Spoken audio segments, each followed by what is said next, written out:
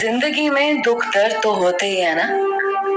लेकिन क्या जिंदगी को रोकर गुजारा जाना चाहिए या हार कर या फिर खुद को खत्म कर लेना चाहिए? जानते हो, लोग हमारा फायदा कब उठाते हैं?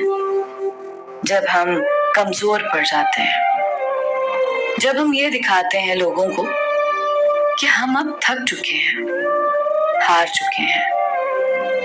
हीरा, यार क्यों मेरी हर बात को इग्नोर कर देती हो तुम? क्या है यार तुमको? हीरा मोबाइल पे मसरूफ थी। अरसल क्या हुआ है अब? हीरा, खाना क्यों नहीं बना अभी तक? टाइम देखो, रात के 10 बज रहे हैं। हीरा मोबाइल साइड पे रखकर बोली, अरसल मैं तुम्हारी नौकरानी नहीं हूँ, समझे? मुझसे खाना नहीं बनाया जाता।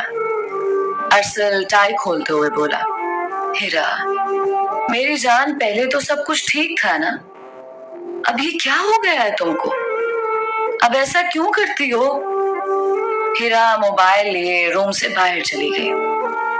अरसल मैं तुमसे बहस करने के मूड में नहीं हूँ। अरसल किचन में गया, मैगी बनाने लगा।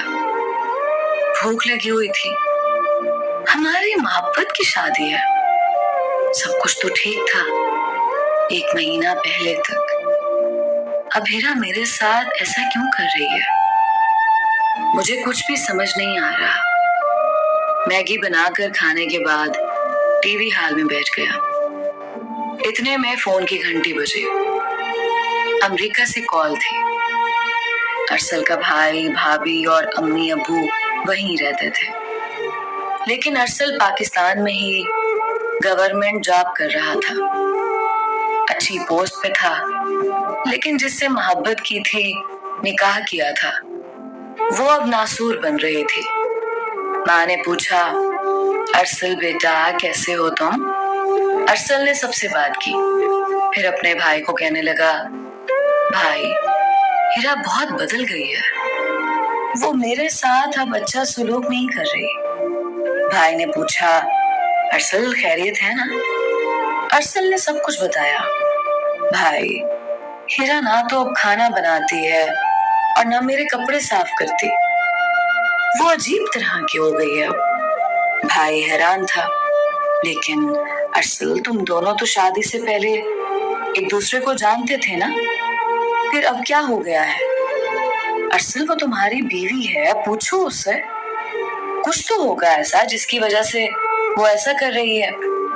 भाई आपको क्या लगता है मैंने नहीं पूछा होगा?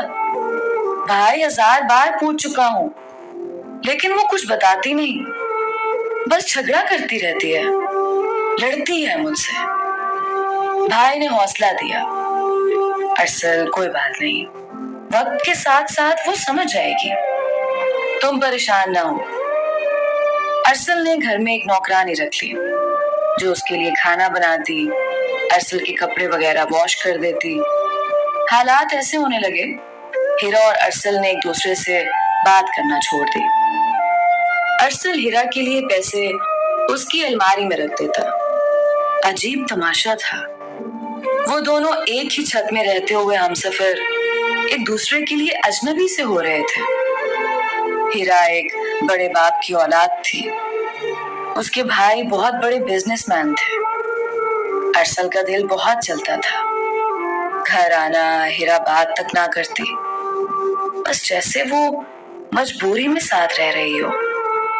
एक दिन अरसल पास गया, हीरा सो रही थी, अरसल की आंखें भीग गई थी। हीरा, पागल क्या हो गया है तुमको? हम में कितनी मोहब्बत थी ना, हम तो एक दूसरे के बिना एक पल ना रह सकते थे। याद है ना जब कभी हमारी बात ना होती तो तुम कितनी बेचैन हो जाया करती थी। फिर क्या जुर्म हो गया मुझसे जो इतनी बेरुखी कर रही हो? हीरा के चेहरे को चूमने लगा, फिर खुद को रोक लिया, दूसरे कमरे में सो गया जाकर। जब बर्दाश्त ना हुआ, हीरा का हाथ पकड़ना चाहा, हीरा ने हाथ छुड़ा लिया। अरसल उदासी में बोला, हीरा मेरी जान क्या हो गया है आपको? इतनी बेरुखी, इतनी बेपरवाही, आखिर क्यों? हीरा अरसल की तरफ देखकर बोली, अरसल मैं नहीं जानती मुझे क्या हुआ है, बस इतना है कि मुझे आपसे मोहब्बत नहीं रही। अरसल ये बात नहीं है कि आप बुरे हैं, आप बहुत अच्छे हैं, ना जाने क्यों मेरे दिल से उतर गए हैं।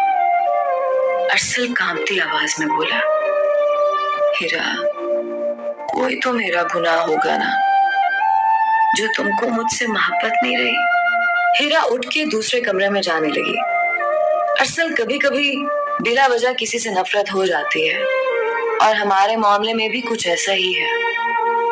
अरसल हीरा से बहुत मोहब्बत करता था, वो अपना वजूद भूल चुका था, सब कुछ हीरा थी उसके लिए। हीरा मेरी जान, तुम कहो तो ये घर, ये गाड़ी, ये जायदाद सब कुछ तुम्हारे नाम कर दूं, लेकिन ऐसे बातें ना करो प्लीज। हीरा गुस्से से बोली, अरसल प्लीज, मुझे तुमसे कोई बात नहीं करनी, बेहतर यही है मुझे डिस्टर्ब ना करो, मुझे कुछ गलत करने पर मजबूर ना करो प्लीज। हीरा वहां से चली गई। अरफा, मेरा फोन क्यों काट रही हो बार बार? अरफा गुस्से से बोली, मुबश्शिर भाई आपको क्या है, क्यों मुझे फोन कर रहे हो? मुबश्शिर हंसते हुए बोला, भाई ना बोल मुझे। मुबश्शिर अरफा के चाचू का बेटा था। मुबश्शिर अरफा से कहने लगा, सुन ना, मैं 5,000 रुपए दूंगा एक रात के लिए, मान जा मेरी बात। अरफा ने मोबाइल दीवार के साथ मारा और तोड़ दिया। अरफा बेबसी में रोने लगी। जानते हो, एक हादसे ने उसे बदकिरदार बना दिया, ना किसी से मोहब्बत की, ना घर से भागी, ना किसी को चाहा, ना किसी के साथ कोई गुनाह किया, फिर भी वो बदकिरदार हो गई थी।